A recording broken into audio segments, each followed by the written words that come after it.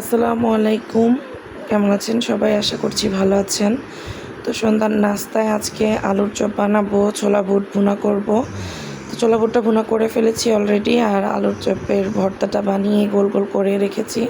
এই তো বেসন গুলিয়ে দিয়ে দিলাম আলুর চপটা ভাজতে, সাথে কিছু নাগেটস আর কিছু বলও ভাজবো।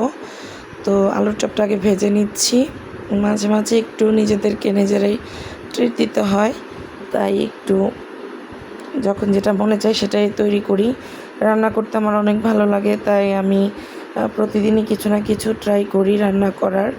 তো আর ঘরের নাস্তা হলে তো ভালো লাগে, সাথে বাইরের ফ্রোজেন খাবারও আছে। তো সব মিলে আজকে ঘরে বাইরে মিলিয়েই নাস্তাটা রেডি করছি। তো যেহেতু অনেকগুলো আলুর চপ বানিয়েছি, তাই নাগেটস বল অল্প করে ভেজে নিলাম। তো এখন এগুলো ভালো করে ভেজে নিব অনেকক্ষণ সময় নিয়ে, তারপর তৈরি হয়ে যাবে মজাদার সন্ধ্যার নাস্তা। তো এগুলোর সাথে আমার সস খেতে খুবই ভালো লাগে। তো এখানে 3 রকমের সস নিয়ে নিলাম। একটা ছিল গ্রিন চিলি সস, তারপর ছিল রসুনের সস, আর ছিল সুইট চিলি সস।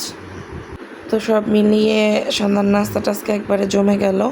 আলুর চপটা অনেক বেশি মজা হয়েছে, আর বাকিগুলো তো ফ্রোজেন আইটেম, কী আর বলবো, সবই মজা আলহামদুলিল্লাহ। সবাই ভালো থাকবেন।